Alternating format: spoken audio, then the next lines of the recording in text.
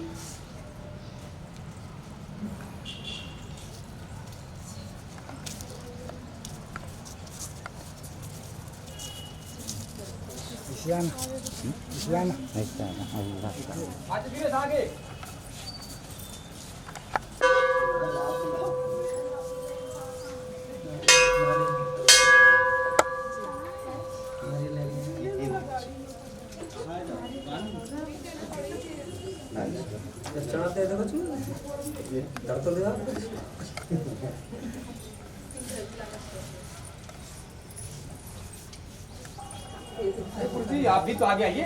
बोल दंतेश्वरी मैया की जय। अच्छा सिपाही मतलब ले ले संग में जही तो जही ना आगे से जय। अच्छा चलिए चलिए।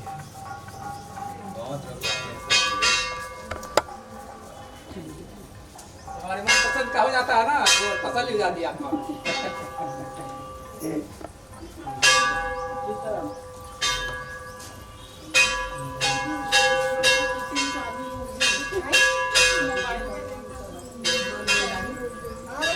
खाली है तुम लोग अभी पढ़ाई के बाद बचा थोड़ी हाँ नाला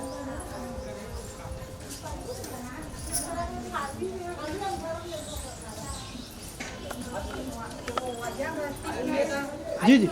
पता चला था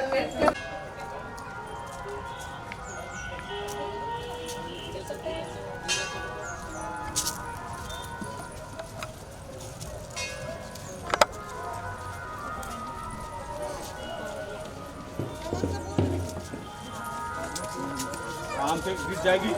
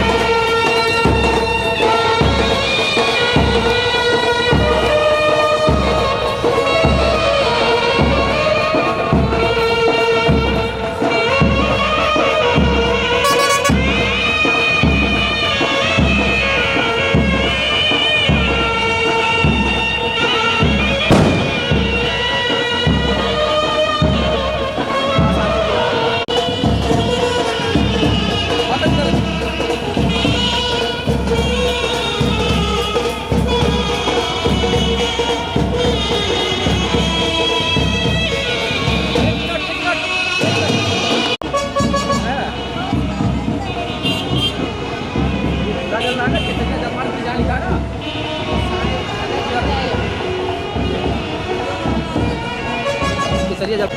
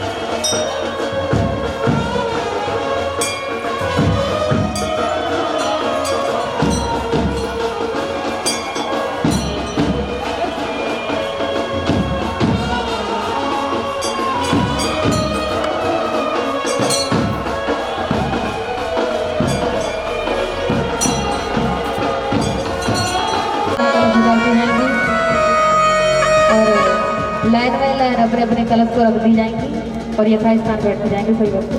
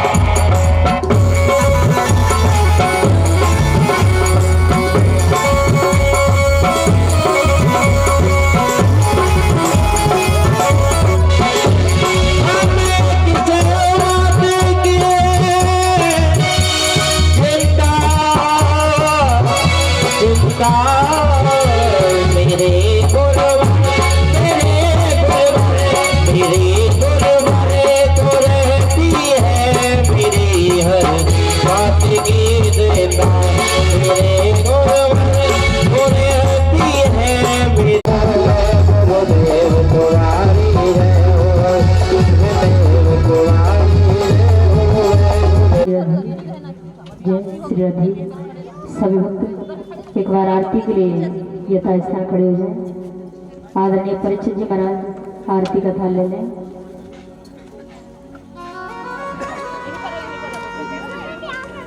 बोलिए श्रीमद् भागवत महापुराण की, राधे रानी सरकार की जय जय श्री राधे।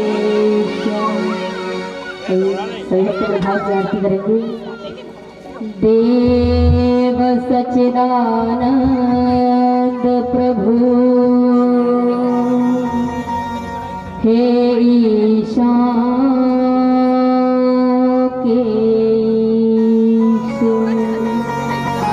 करहूं तुम्हारी आरती जय जय जय जगदीश। आइए से वक्त बड़े भाग से आरती करेंगे। श्री भागवत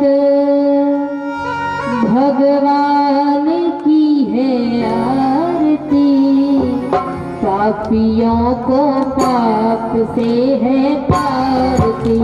भागवत भगवान की है आरती, पापियों को पाप से है पारती। तेरी भागवत भगवान की है आरती, पापियों को पाप से है पारती। तेरी भागवत भगवान की है आरती, पापियों को पाप से है तारती। पापियों को पाप से है तारती, पापियों को पाप से है तारती। पापियों को पाप से है तारती, पापियों को पाप से है तारती। पापियों को पाप से, पापियों को पाप से, पापियों को पाप से, पापियों को पाप से।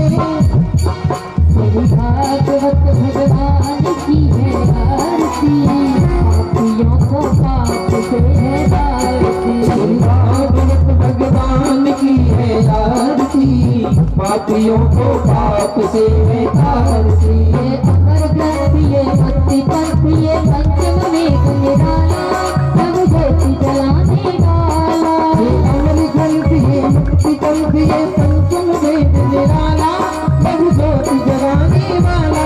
ये अमर ग्रंथ ये भक्ति पंथ ये पंचम वेद निराला, सब ज्योति जलाने वाला। ये अमर ग्रंथ ये भक्ति पंथ ये पंचम वेद निराला, सब ज्योति जलाने वाला। हरि नाम यही हरि ध्यान यही, हरि नाम यही हरि ध्यान यही, हरि नाम यही हरि ध्यान यही, हरि नाम यही हरि ध्यान यही। सबके मंगल की आरती, पापियों को पाप से है तारती। भागवत भगवान की है आरती, पापियों को पाप से है तारती। आरती भागवत भगवान की है आरती पापियों को पाप से है आरती भागवत भगवान की है आरती पापियों को पाप से है आरती ये शांति गीत पावन पुनीत पापों को मिटाने वाला हरि दर्द कराने वाला ये शांति गीत पावन पुनीत पापों को मिटाने वाला हरि दर्द कराने वाला ये शांति गीत पावन पुनीत पापों को मिटाने वाला हरि दर्द कराने वाला ये शांति गीत पावन पुनीत पापों को मिटाने वाला हरि दर्द कराने वाला ये सुख करनी ये सुख हरनी ये सुख करनी ये सुख हरनी ये सुख करनी ये सुख हरनी ये सुख करनी ये सुख हरनी मेरे मधुसूदन की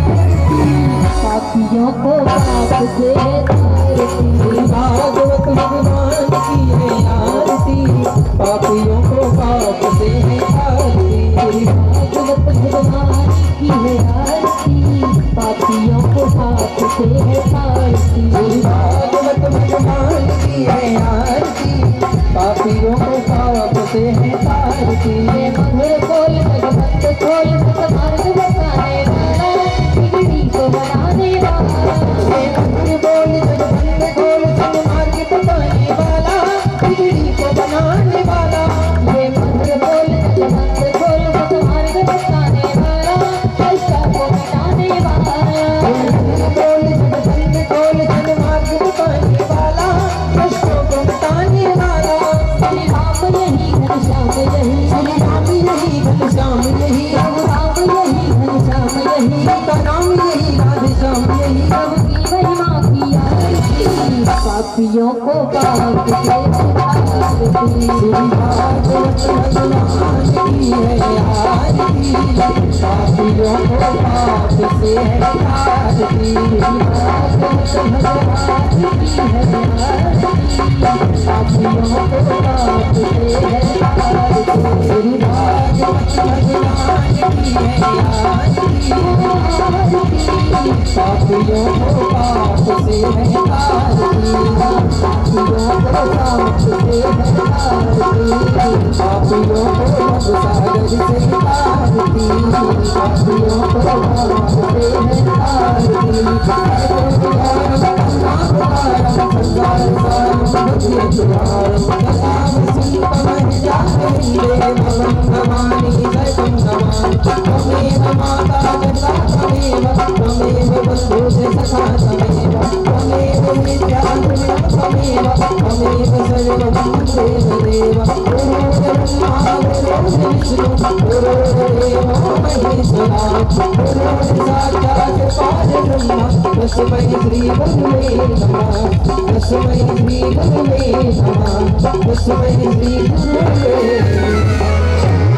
हरिओम यज्ञेन यज्ञमय जंत देवास्तानि धर्माण प्रथमाना संदेहनाकं महिमान संदेहत्र पूर्वे सात्या शांति देवा ओम शांति शांति शांति। बोलिए श्रीमद् भागवत महापुराण की जय हो बाके बिहारी लाल की जय हो राधे रानी सरकार की जय हो शंकर भगवान की जय हो हनुमान जी महाराज की जय हो सियावर रामचंद्र भगवान की जय हो दुर्गा मैया की जय हो पृथ्वी मैया की जय हो चामड़ मैया की जय हो बस्ती मैया की जय हो राधा माधव सरकार की जय हो सच्चे दरबार की जय हो अच्छे परिवार की जय हो जय जय श्री राधे जय जय श्री राधे जय जय श्री राधे श्याम। नमः पार्वती पतये हर हर महादेव। शंभु कैलासपति भूले मती रो हर पाप हर दुख हर हर हर महादेव। सभी व्यक्ति यथास्थान बैठ जाए। नमः स्वस्ति श्री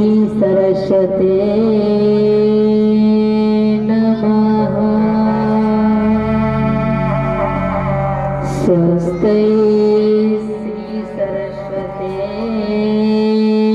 नमः। स्वस्ति श्री मातृपितृचरणकमलाभ्यो नमः।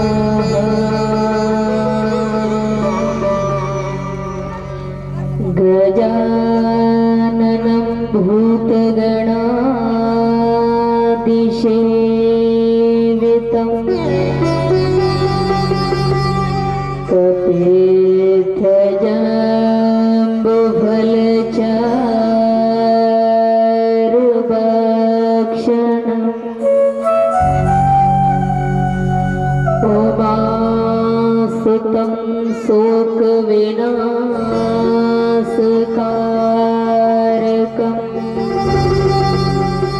नमामि विघ्नेश्वरपादपङ्कजम्।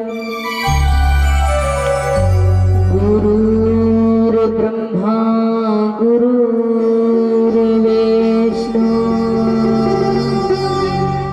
गुरुर्देव महेश्वराय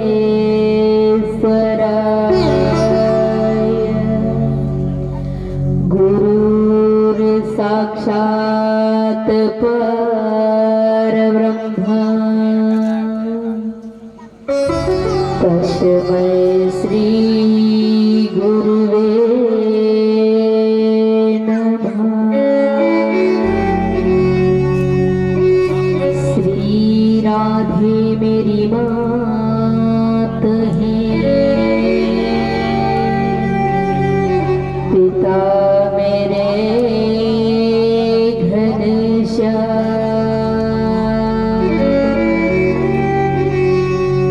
इन दोनों के चरणों में मेरा बारंबार प्रणाम। सब बारन को छोड़ के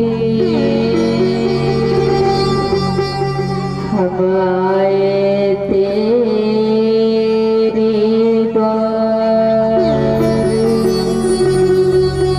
हे प्रसभानु की लाडली, नक मेरी ओर निहार, नक मेरी ओर निहार।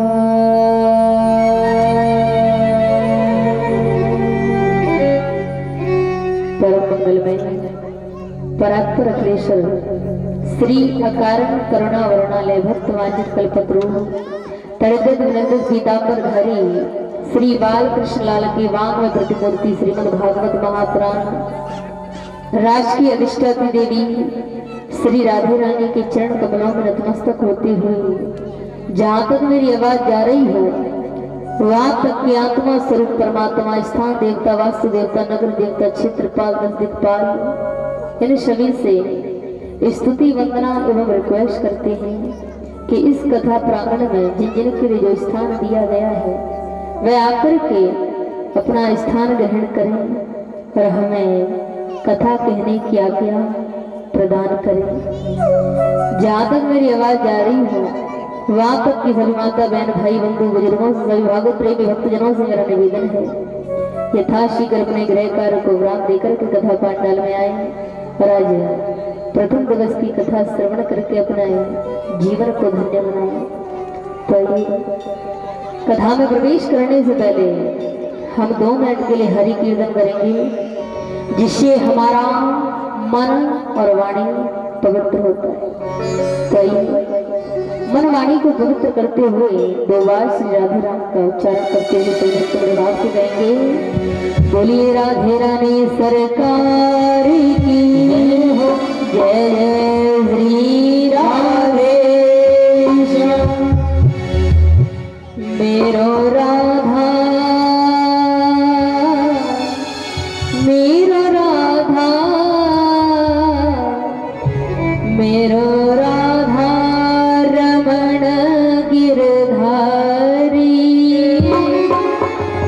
गिरधारी श्याम वनवारी मेरे राधा रमन गिरधारी गिरधारी श्याम वनवारी मेरा राधा रमन गिरधारी गिरधारी श्याम वनवारी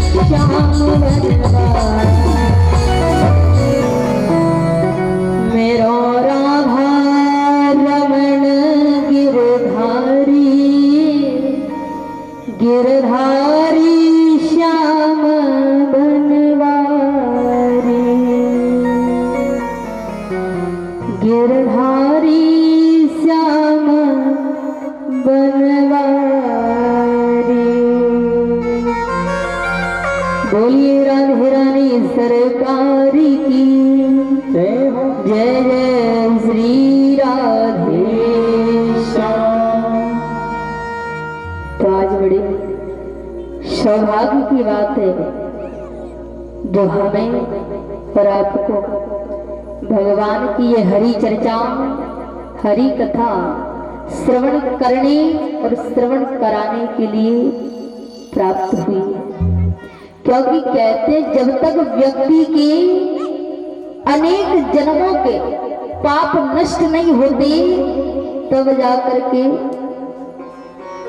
व्यक्ति को भगवान की ये हरि कथा प्राप्त नहीं होती।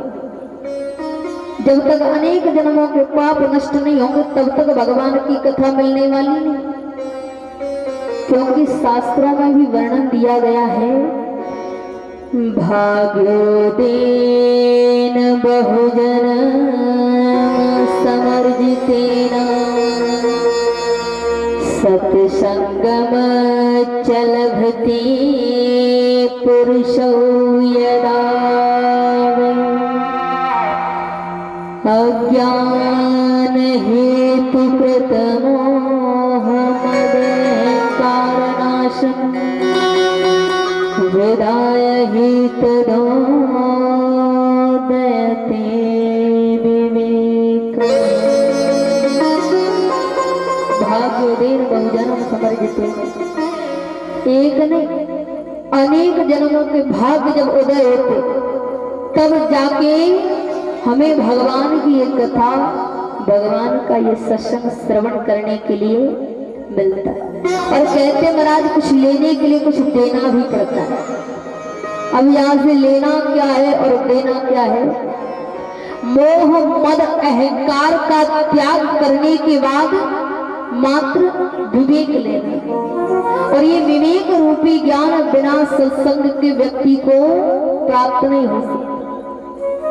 क्योंकि गोस्वामी तुलसीदास जी महाराज ने श्री रामचरितमानस में बड़ा सुंदर वर्णन दिया है, बिनु सत्संग विवेक न होई, बिनु सत्संग विवेक न होई, राम कृपा बिनु सुलभ न सोई, राम कृपा बिनु सुलभ न सोई, बिनु सत्संग विवेक न होई, बिनु सत्संग विवेक न होई, राम कृपा बिनु सुलभ न सोई, राम कृपा बिनु सुलभ न सोई। श्री राम जय राम जय जय राम, श्री राम जय राम जय जय राम। बिनु सत्संग विवेक न होई, राम कृपा बिनु सुलभ न सोई। बिना सत्संग के ये विवेक रूपी ज्ञान प्राप्त नहीं होता, और ये सत्संग हमें राम जी की कृपा से प्राप्त होता है। जब तक भगवान की कृपा मनुष्य के ऊपर नहीं होगी तब तक भगवान का ये सत्संग मनुष्य को नहीं मिल सकता। आज जिस प्रकार से हम और आप एक ही स्थान पर एक ही उद्देश्य से बैठे हुए हैं, आपका उद्देश्य है भगवान की कथा श्रवण करना और हमारा उद्देश्य है भगवान की कथा श्रवण कराना। तो हम कोई पहले व्यक्ति नहीं है जो इस पृथ्वी पर एक ही उद्देश्य से पहली बार विराजमान हुए हैं। हमसे भी पहले न जाने कई वर्षों से संत ऋषि भगवान की इन कथाओं को अनेकों प्रकार से कहते हुए आ रहे हैं, अनेकों प्रकार से भगवान के नाम का उच्चारण करते हुए गुणगान करते हुए आ रहे हैं। और इस प्रकार जैसे आज हम यहाँ बैठे हैं वैसे ही एक स्थान पर संत ऋषि विराजमान है। जिस प्रकार डोंडी लोहारा में ये नालेश्वर महादेव के मंदिर पर भगवान की ये पवित्र पावन भूमि है, उसी प्रकार एक पवित्र पावन भूमि और है जिसे नैमिषारण्य क्षेत्र के नाम से जाना जाता है। नैमिषारण्य क्षेत्र में 88,000 संतजन एक ही उद्देश्य बना करके विराजमान है। उन संतों का उद्देश्य क्या है कि आने वाले समय में जब घोर कलयुग आएगा तो उस कलयुग में कलयुगी मनुष्यों का कल्याण कैसे होगा। इस संसार में जब जब मनुष्यों की चिंता हुई है महाराज, तब संतों को हुई है और किसी को चिंता नहीं हुई। संतों को चिंता हुई कि जब घोर कलयुग आएगा तो मनुष्यों का कल्याण कैसे होगा, मनुष्यों की मुक्ति कैसे होगी। अब मनुष्यों का कल्याण करने के लिए शौनकादिक ऋषि एक महायज्ञ कर रहे हैं। यज्ञ करते करते काफी समय बीत गया। कलयुगी मनुष्यों का कल्याण तो दूर, उनका स्वयं का कल्याण नहीं हुआ। अब दुखी होकर उदास होकर एक स्थान पर बैठ गए।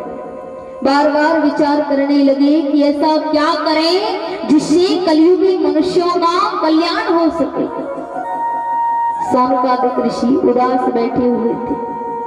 उसी समय एक युवा संत का आगमन हुआ और ये युवा संत कोई और नहीं, सूत जी महाराज थे। सूत जी महाराज जैसे ही उस मंडली के पास आए तो शौनकादिक ऋषि यथा स्थान खड़े हो गए। सूत जी महाराज के चरणों में गिरने लगे, साष्टांग प्रणाम करने लगे।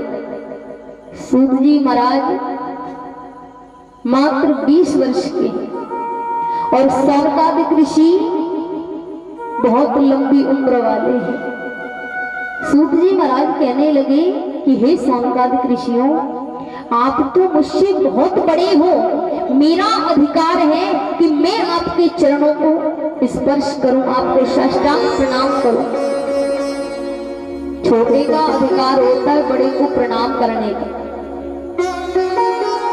ये बात जब सूत जी महाराज ने कही तो शौनकादिक ऋषि कहने लगे, हे सूत जी महाराज, आप उम्र में बेशक हमसे छोटे हो, लेकिन शास्त्रों में वर्णन दिया गया है कि धन वृद्धा बल वृद्धा आयुर्वृद्धा सुधैर्यते सर्वे अपि ज्ञान वृद्धा शिकिंकरा शिष्य किंकरा। ना तो कोई धन में बड़ा है, ना कोई बल में बड़ा है, ना कोई आयु में बड़ा है।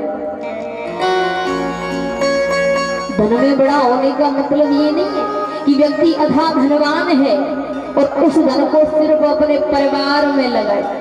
धनवान वही होता है जो अपने धन को सत् कार्य में लगाए। बल में बड़े होने का मतलब ये नहीं है कि व्यक्ति अधिक बलशाली है और निर्बलों पर अत्याचार कर रहा है। निर्बलों पर अत्याचार करने वाला कभी भी बल में बलशाली नहीं हो सकता। और आयु में बड़ा होना, आयु में बड़ा होना किसे कहते हैं? जो अपने अनुभव से हर एक व्यक्ति को अच्छा उपदेश दे, जो गलत रास्ते पे जा रहा है उसे सीधे रास्ते पर लेकर जाए, उसे कहते हैं उम्र में बड़ा। शौनकादिक ऋषि कहने लगे, हे सूत जी महाराज, आप उम्र में छोटे हैं तो क्या हुआ, लेकिन शास्त्रों में वर्णन दिया गया है कि जो ज्ञान में बड़ा होता है वही सबसे बड़ा है। उम्र में छोटे या बड़े होने से कोई फर्क नहीं पड़ता। शौनकादिक ऋषियों ने सूत जी महाराज को उच्च आसन पर विराजमान कर दिया, हाथ जोड़ करके प्रार्थना करने लगे और कहने लगे, अज्ञान भांत विध्वंस कोटि सूर्य समप्रभ सूताख्य कथा सार मम कर्ण रसाय। शौनकादिक ऋषियों ने कहा, अज्ञान ध्वांत विध्वंस कोटि सूर्य समप्रभ, अज्ञान रूपी अंधकार को दूर करने के लिए आप करोड़ों सूर्यों की किरणों के समान हो, करोड़ों सूर्यों की किरणों के समान हो। आप उस किरण में से एक छोटी सी किरण हमारे ऊपर भी डाल दीजिए, जिससे हमारा अज्ञान रूपी अंधकार दूर हो जाए। आप हमें कोई ऐसी कथा श्रवण कराओ जो हमारे कानों को प्रिय लगे। मम कर्ण रसायन, मेरे कानों को प्रिय लगने वाली कोई ऐसी कथा श्रवण कराओ। सौनकादिक ऋषियों ने सूत जी महाराज से कहा कि हमें एक कथा श्रवण कराओ, लेकिन वो कथा कैसी होनी चाहिए? मम कर्ण रसायन, मेरे कानों को प्रिय लगने वाली, मेरे कानों को अमृतमय लगने वाली होनी चाहिए। सौनकादिक ऋषि कहने लगे, महाराज एक बात और है, कथा तो सुना रहे हो, कथा ऐसी मत सुनाना कि एक कथा हो और वो भी बहुत लंबी कथा, सारम अर्थात कथा का सार सार श्रवण कराना, हमें कथा भी मत सुनाओ। सौनकादिक ऋषियों ने ये बात कही तो यहाँ पर वृंदावन के कुछ संतों का एक विचार विमर्श हुआ कि सौनकादिक ऋषि तो संत हैं, संतों के लिए भगवान की कथा होनी चाहिए महाराज, चाहे वो प्रिय है चाहे अप्रिय है, कैसी भी हो भगवान की कथा होनी चाहिए। और दूसरी बात क्या है कि कथा सारम, कथा का सार सार, संतों को भगवान की कथा बड़ी प्रिय लगती, लेकिन सौनकादिक ऋषियों ने कहा कि कथा का सार सार श्रवण कराना, अर्थात छोटी छोटी कथा श्रवण कराना। ऐसा क्यों कहा? दूसरे संत महाराज बोल पड़े कि तुम नहीं जानते इस बात को। सौनकादिक ऋषियों ने सूत जी महाराज से कथा श्रवण कराने के लिए कहा, ये अपने लिए नहीं कहा, ये कलयुगी मनुष्यों के लिए कहा था। कलयुगी मनुष्यों का कल्याण किस चीज में है, ये सौनकादिक ऋषि जानना चाहते सूत जी महाराज से।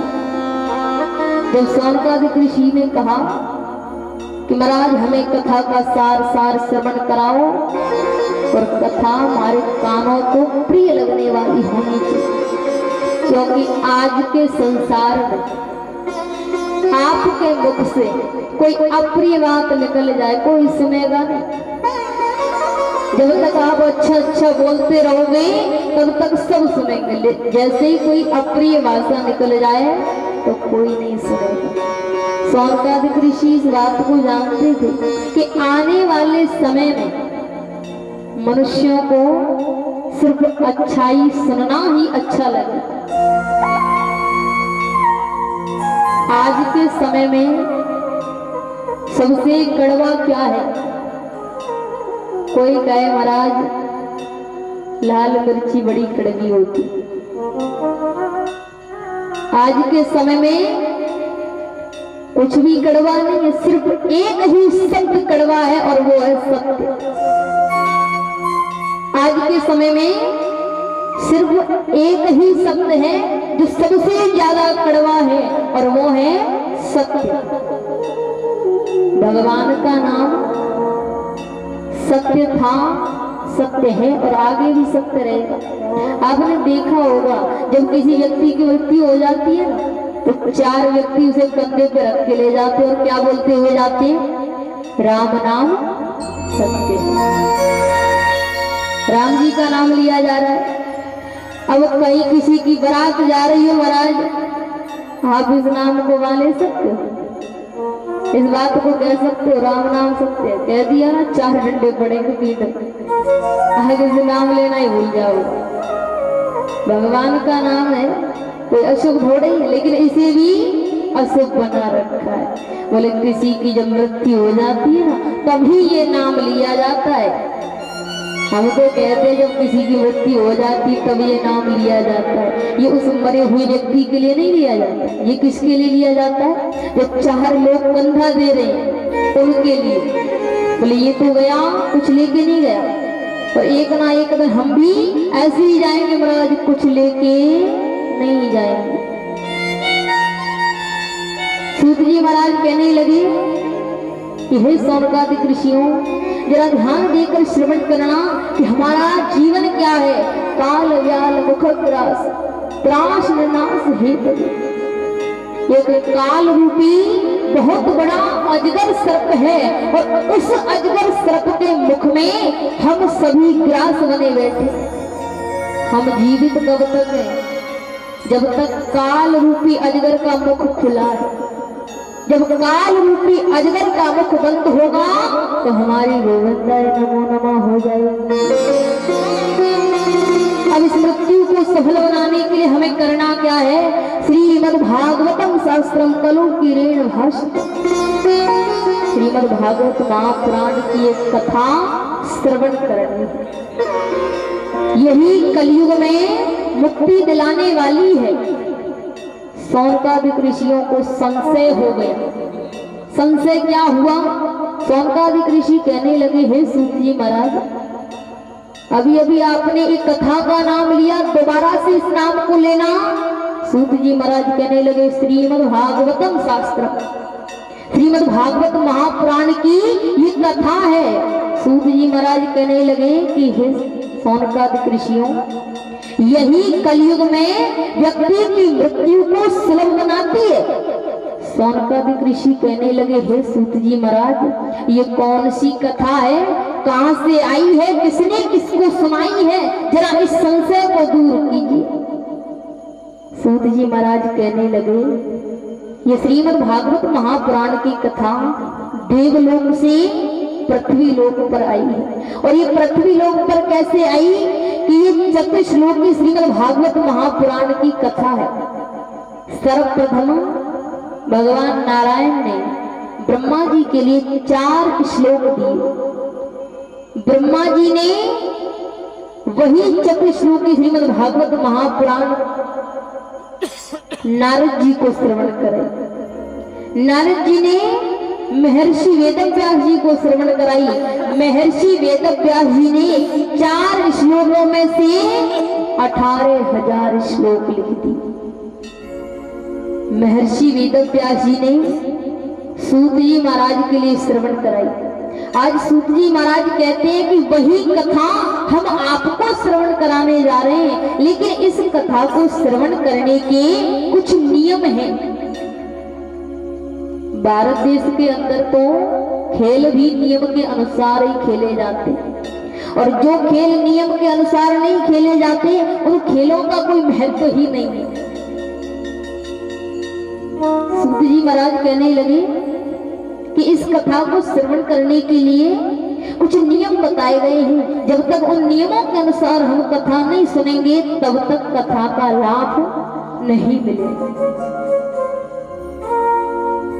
सूत जी महाराज ने कहा, जो कथा को श्रवण करने के नियम हैं वो नियम सनत कुमारों ने नारद जी को बतलाए थे। अब सौनकादिक ऋषि कहने लगे, हे सूत जी महाराज, ऐसा कैसे हो सकता है? सनत कुमारों ने नारद जी को कथा श्रवण करने के नियम बतलाए। नारद जी एक ऐसे संत हैं जो कभी भी एक स्थान पर ठहरते नहीं, और सनत कुमार ऐसे संत हैं जो एक स्थान से दूसरे स्थान पर जाते नहीं। सूत जी महाराज कहने लगे कि हे सौनकादिक ऋषियों, एक समय की बात है जब नारद जी इस पृथ्वी पर भ्रमण कर रहे थे। इस देवलोक को छोड़कर पृथ्वी लोक पर आए थे। जब पृथ्वी लोक पर नारद जी भ्रमण कर रहे थे तो उसी समय ब्रह्मा जी के मानस पुत्र सनत, सनंदन, सनातन और सनत कुमार, ये चारों भाई भगवान का सत्संग करने के लिए हरिद्वार में जा रहे थे। और आकाश मार्ग से जब चारों बालक गुजरने लगे, भगवान का बड़ा सुंदर नाम मुख में है, श्रीमन नारायण नारायण नारायण नारायण नारायण नारायण, श्रीमन नारायण नारायण नारायण, श्रीमन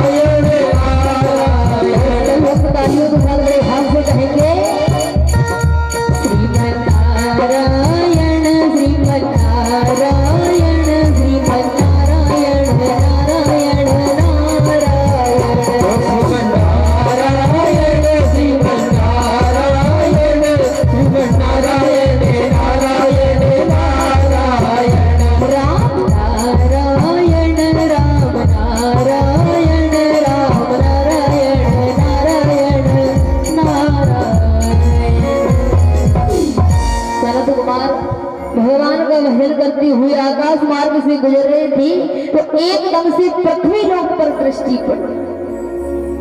अब सनत कुमारों की दृष्टि जब पृथ्वी लोक पर पड़ी तो नारद जी दिखाई दिए। नारद जी का मुखमंडल मुरझाया हुआ है, उदास है, दुखी है, चिंता है चेहरे पर। सनत कुमारों ने जब ये दृश्य देखा तो सनत कुमार वहीं से आवाज लगाने लगे, कथम ब्रह्मदीनो मुख कुपश्चिता करो भगवान। हे ईश्वर, क्या बात है जो आप यहाँ पर चिंतित हुए भ्रमण कर रहे हो? चलो हमारे साथ भगवान का भजन करेंगे हरिद्वार। नारद जी ने जब सनत कुमारों को देखा तो नारद जी और उदास हो गए, दुखी हो गए। सनत कुमार नारद जी के पास आए। सनत कुमारों ने कहा, हे ऋषिवर, क्या बात है, आप दुखी क्यों हो? हमें तो ऐसा लग रहा है कि किसी ने आपका वीणा चोरी कर ली, क्योंकि सबसे प्रिय वही है। आप उस वीणा को एक क्षण के लिए अपने से दूर नहीं करते। आज हमें आपका मुखमंडल इस प्रकार दिखाई दे रहा है जैसे किसी साधारण व्यक्ति का धन चोरी हो जाए तो वो व्यक्ति दुखी हो जाता है। उसी प्रकार आप दुखी दिखाई दे रहे हो, क्या कारण है जो आप दुखी हो? नारद जी कहने लगे कि हे सनत कुमारों, मेरा जो दुखी होने का कारण है ये कोई छोटा कारण नहीं है, बहुत बड़ा कारण है। सनत कुमारों ने कहा, महाराज आप इस पृथ्वी पर आए क्यों हो? ये तो दुखों से भरी हुई है, यहाँ पर कितना भी सुखी व्यक्ति आ जाए उसे दुखी रहना है। इस पृथ्वी पर एक भी ऐसा व्यक्ति नहीं है जो जीवन में सुखी हो। जिसके पास सारे सुख हैं वो भी दुखी है। और इस भागवत प्रांगण में यदि कोई ऐसा व्यक्ति हो जो जीवन से प्रसन्न हो, एक बार हाथ ऊपर कर दे, जो जीवन से प्रसन्न हो, कोई दुख ना हो। संसार में ऐसा कोई व्यक्ति नहीं जिसके जीवन में दुख ना हो। कोई तन दुखी, कोई मन दुखी, कोई धन बिन रहत उदास, थोड़े थोड़े सब दुखी और सुखी राम के दास। कोई तन से दुखी है, कोई मन से दुखी, कोई धन बिन रहे तो उदास, कोई तो महाराज तन से इतना दुखी है कि शरीर में बहुत ज्यादा रोग लगे हुए। कोई मन से दुखी है, बोले संतान नहीं है परिवार में, और कोई धन बिन रहे तो उदास। सब कुछ है लेकिन इतना धन नहीं है कि 2 वक्त का भोजन प्राप्त हो जाए। थोड़े थोड़े सब दुखी। नारद जी कहने लगे कि महाराज मैं इस पृथ्वी को सर्वश्रेष्ठ समझकर आया, क्योंकि जितने तीर्थ इस पृथ्वी पर हैं उतने तीर्थ तो देवलोक में भी नहीं है। हाँ, हम तो पृथ्वी या तो ज्ञात्वा सर्वोत्तमामिति पुष्करं च प्रयागं च काशीं गोदावरीं तथा।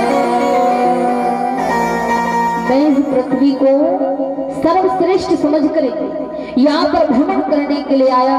जब मैं पृथ्वी पर आया तो हरि क्षेत्र गया, कुरुक्षेत्र गया, सेतु गया, अनेकों तीर्थ स्थलों पर गया। जब तीर्थ स्थलों पर भ्रमण करने के बाद मैं गृहस्थों के घर पहुंचा तो मैंने गृहस्थों के घर पर बड़े आश्चर्य की बात देखी। और वो आश्चर्य की बात क्या है? करुणी प्रभुता की है श्याल को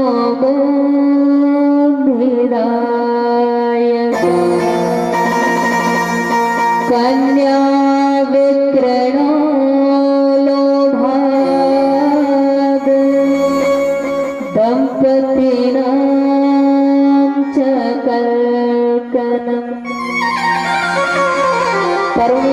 के निश्चाल को बुद्धिदायक का। घर घर में राज किसका चलता है? माताओं का। और सलाहकार कौन बने महाराज? भाई साहब। किनके भाई साहब? भाइयों के भाई साहब नहीं, मैयाओं के भाई साहब। आज के समय में भाई भाई में बनती नहीं। कन्या विक्रय लोभा दंपति नाम से कल्पना। आज घर घर में विक्रय हो रहा है। किसी मैया के पुत्र की नौकरी लग जाए तो महाराज 10 लाख तो नगद, और बाकी जो भी सामान देगा वो अपनी कन्या के लिए दे। नौकरी लगने के बाद पहले तो महाराज संबंध हुआ करते थे, और अब सौदे होते। अब विवाह संबंध नहीं होता, अब सौदा होता है। सीधी सीधी बात। बोले इतने रुपए दे देगा, इतना दहेज देगा तो विवाह होगा, अन्यथा कहीं दूसरी जगह देखो। नारद जी कहने लगे कि मैं इस दृश्य को देखता हुआ आगे बढ़ने लगा। मैं मथुरा पहुंचा, मथुरा से वृंदावन पहुंचा, वृंदावन से जब मैं आगे बढ़ने लगा तो यमुना नदी के किनारे पहुंच गया। यमुना नदी के किनारे मैंने एक बहुत ही अजीब दृश्य देखा। और वो अजीब दृश्य क्या था कि एक युवती यमुना जी के पास में बैठी हुई है। उसके पास 2 वृद्ध पुरुष अचेत अवस्था में पड़े हुए। वो युवती जोर जोर से रो रही है। अन्य कुछ रानियां वहां बैठी हुई थी, उस युवती को धारणा दे रही हैं, उसे धीरज धारण करवा रही हैं। वो युवती जोर जोर से रो रही थी। जब नारद जी वहां से गुजरने लगे तो उस युवती ने नारद जी को देखा। जब नारद जी को देखा तो आवाज लगाने लगी, भो भो साधो क्षणं तिष्ठ चिंतामपि नास्यति दर्शनं तव लोकस्य सर्वथा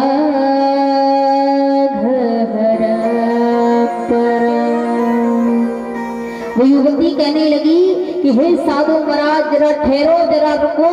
मैंने सुना है कि संतों का दर्शन करने मात्र से व्यक्ति के जीवन का दुख समाप्त हो जाता है।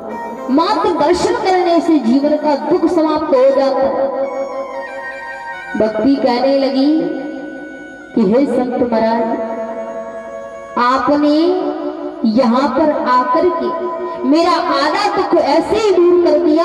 अब 2 क्षण के लिए यहाँ पर ठहर जाइए, जिससे मेरे जीवन का सारा दुख समाप्त हो जाए।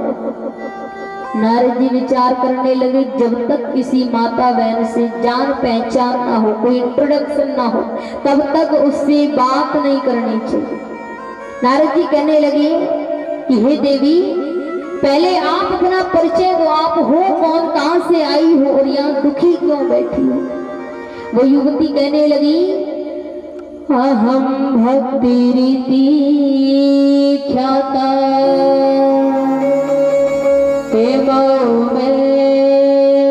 तनयो मतो ज्ञान वैराग्य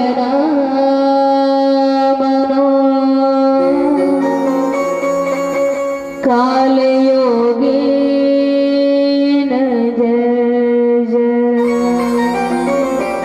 युवती कहने लगी कि हे ईश्वर, मेरा नाम भक्ति है, मैं भक्ति हूँ।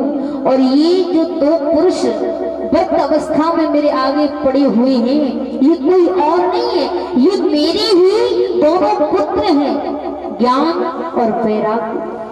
नारद जी ने जब ये बात सुनी तो नारद जी कहने लगे, ऐसा कैसे हो सकता है?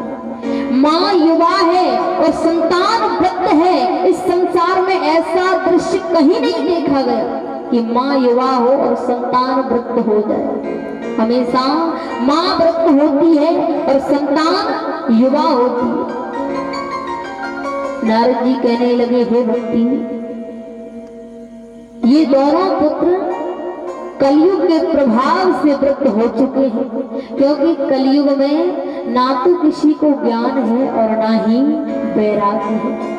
कलयुगी मनुष्यों को जितना ज्ञान होता है उतना ही भक्ति का पुत्र ज्ञान युवा हो जाता है, जितना वैराग्य होता है उतना ही भक्ति का दूसरा पुत्र वैराग्य युवा हो जाता है। अब ज्ञान वैराग्य समाप्त हो गए, इसलिए भक्ति के दोनों पुत्र जर्जर हैं, व्रत हैं। भक्ति उदास है। भक्ति कहती है कि हे ऋषिवर, महाराज परीक्षित ने इस कलयुग को जीवित क्यों छोड़ दिया, इसे मारा क्यों नहीं? नारद जी कहने लगे, हे भक्ति, इस कलयुग को कलयुगी मनुष्यों के लिए ही छोड़ा गया था, क्योंकि सतयुग त्रेता द्वापर में भगवान को प्राप्त करने के लिए तपस्या करनी पड़ती थी, समाधि लगानी पड़ती थी। इस कलयुग में तो मात्र भगवान का नाम लेने से ही व्यक्ति को भगवान के दर्शन हो जाते। कलयुग बहुत अच्छा युग है। कलयुग केवल नाम आधारा, कलयुग केवल नाम आधारा।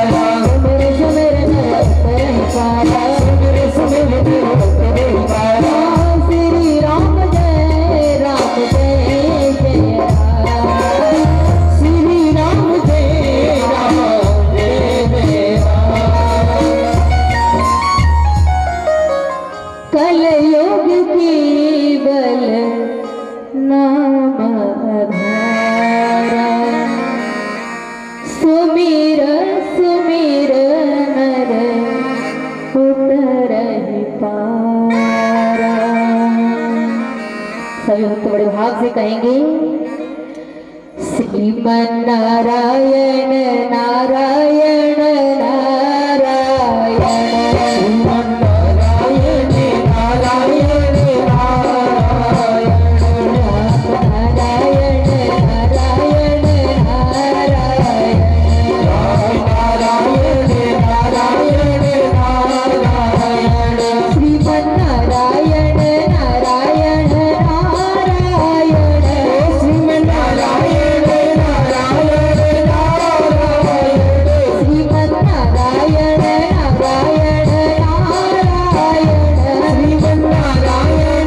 नारायण नारायण, राम नारायण नारायण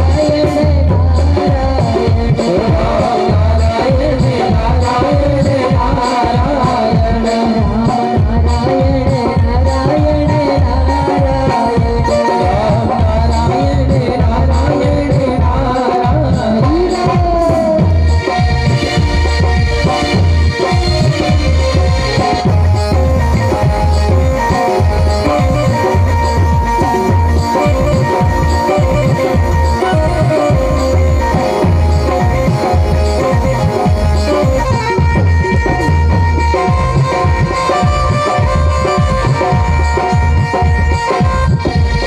नारायण नारायण,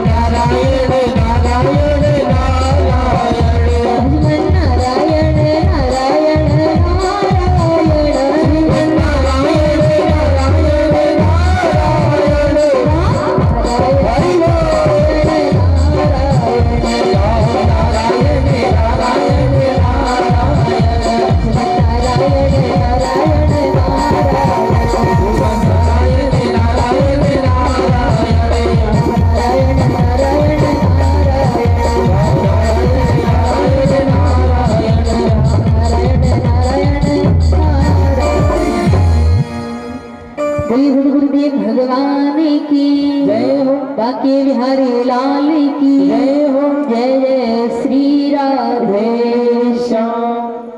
आज की कथा को यही विराम किया जाता है और कल से कथा 1 बजे से प्रारंभ हो जाया करेगी। सभी भक्त 12 बजे तक कथा प्रांगण में उपस्थित हो जाया करें।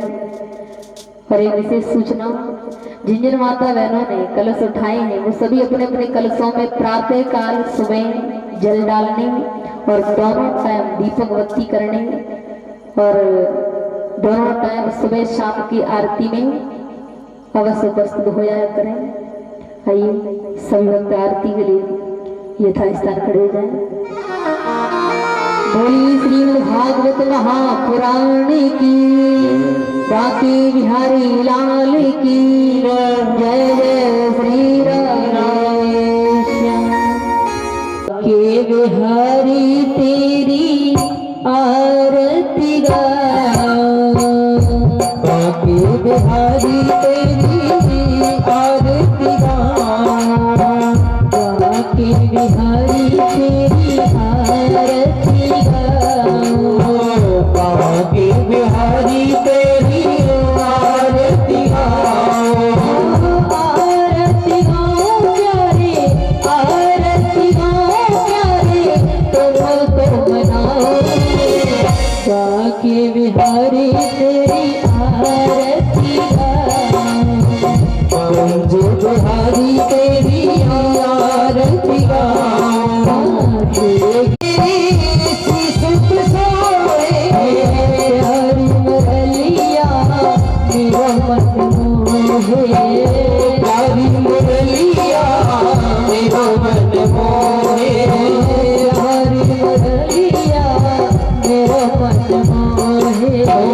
प्यारी मुरलिया मेरा मन मोहे। या मुरली पे मैं तो, या मुरली पे मैं तो गली गली जाऊं, बांके बिहारी तेरी आरती गाऊं, श्री बनवारी तेरी आरती गाओ, हे गिरधर तेरी आरती गाओ, हे गिरधर तेरी आरती गाओ।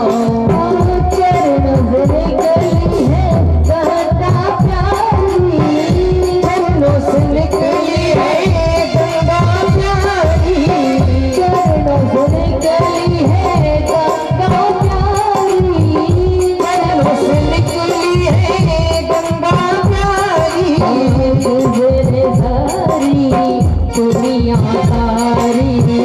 जिसने सारी दुनिया तारी, जिसने सारी दुनिया तारी, जिसने सारी दुनिया तारी, जिसने सारी दुनिया तारी। उन चरणों में, उन चरणों में शीश नवाऊं, बांके बिहारी तेरी आरती गाऊं, कुंज बिहारी तेरी आरती गाऊं, हे गिरधर तेरी आरती गाऊं, हे गिरधर तेरी आरती गाऊं। व्यासदास के नाथ आप हो, व्यासदास के नाथ आप हो, व्यासदास के नाथ आप हो, व्यासदास के नाथ आप हो, सुख जीवन प्यारे साथ आप हो, सुख जीवन प्यारे साथ आप हो, सुख जीवन प्यारे साथ आप हो, सुख जीवन प्यारे साथ आप हो। प्यारी छवि तेरी, प्यारी छवि तेरी मन में बसाऊं, बांके बिहारी तेरी आरती गाऊं, बांके बिहारी तेरी आरती गाऊं, हे गिरधर तेरी आरती गाऊं, जीत छैया तेरी आरती गाऊं। श्री हरिदास के प्यारे तुम हो, श्री हरिदास के प्यारे तुम हो, श्री हरिदास के प्यारे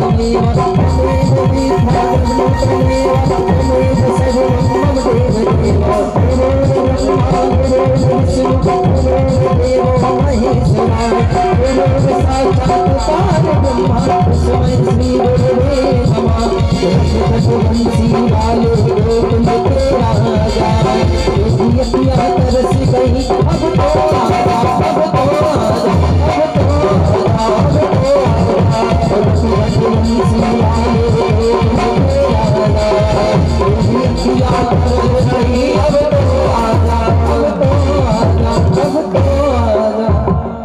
हरि ओम यज्ञेन यज्ञमय दंत देवास्थान धर्माण प्रथमान्या सन्ति अनाकं महिमांस जन्त्र यत्र पूर्वे साध्या शान्ति देवा ओम शांति शांति शांति। बोलिए वृंदावन बिहारी लाल की जय हो।